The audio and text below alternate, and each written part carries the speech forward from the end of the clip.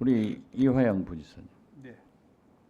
제가 아까도 질문했지만은 국정원에서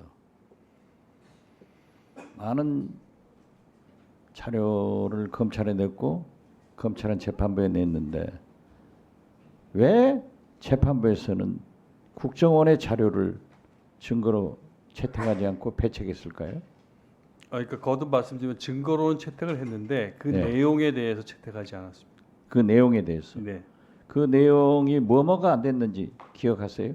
그 뭐 예를 들면 아까 쭉 적시됐었던 것처럼 쌍방울이 주가 조작을 하고 있었다라든가 안부수가 어떤 역할을 했다든가 또 저가 그와 관련이 없다든가 이런 부분들이 주에 굉장히 많이 설치가 되어 있습니다. 그리고 그와 관련되어 가지고 그 문서를 작성한 국정원 직원이 수차의 법정 증언을 통해 가지고 그런 부분들에 대해서 법정 증언도 했었습니다. 그런데 단 하나 거기에 안부수 씨가 그 국정원 직원을 만나 가지고 자기가 북한에서 들었다고 하면서 얘기했었던 부분이 있습니다. 거기에 제가 김성애한테 500만 불을 현금 주기로 약속을 했다라는 부분이 거기에 설치가 되어 있어요. 그거를 인용한 겁니다.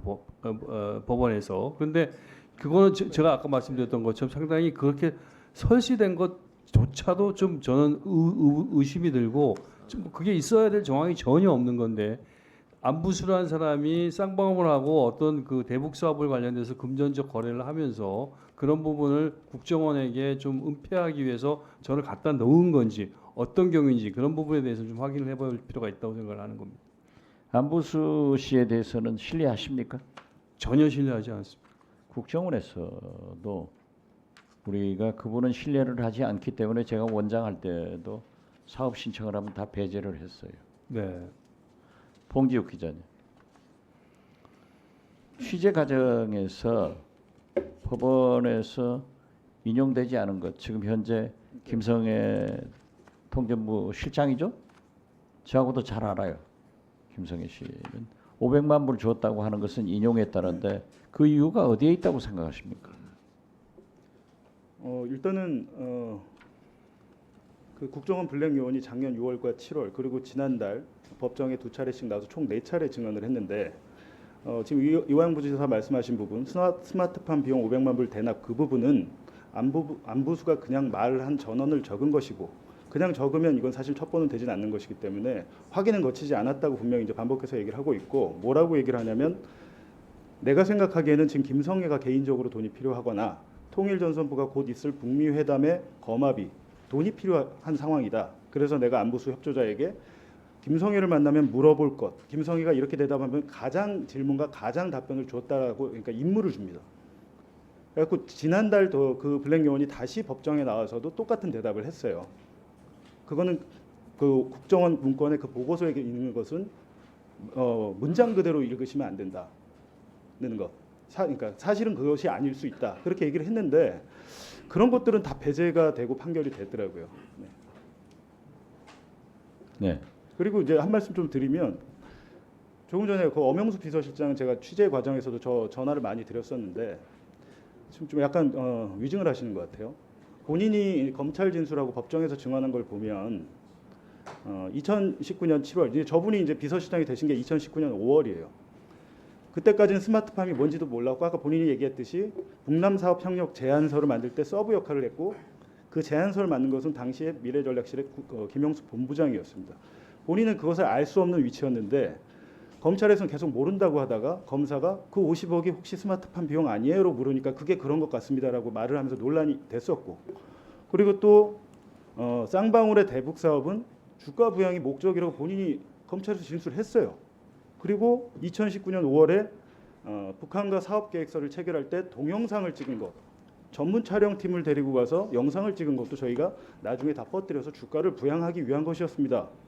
라고 본인이 다 진술을 해놓고 이제 와서 그때는 몰랐던 걸 다 아는 것처럼 얘기를 하는 거 보니까 이건 위증이 아닌가 저는 그렇게 생각이 듭니다. 어떻게 됐든 지금 현재 필리핀 현지에도 나타나지 않은 리오남을 해서 70만 달러를 주고 네.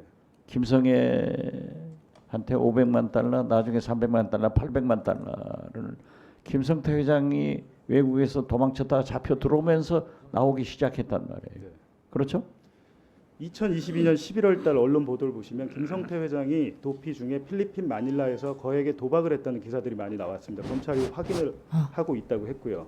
그래서 그 김성태 회장이 주장하는 데가 그 필리핀 마닐라의 오카다 호텔이란 곳인데 실제로 거기는 카지노가 있고 제가 볼 때는 만약에 진짜 여기서 환치기를 해서 그 당시에 돈을 갖고 갔다면 김성태 회장의 개인적인 비자금 저수지가 아닐까 그렇게 의심을 하는 것이고요. 실제로 그렇다면 김성태 회장이 돈을 마련해서 필리핀으로 보냈는지 검찰이 수사했느냐?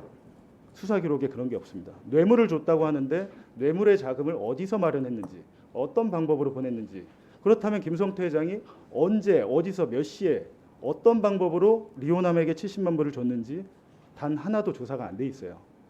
제3자 뇌물이든 뭐 어떤 뇌물이라고 그런 걸 지금 돼 있잖아요. 이재명 대표 같은 경우에는.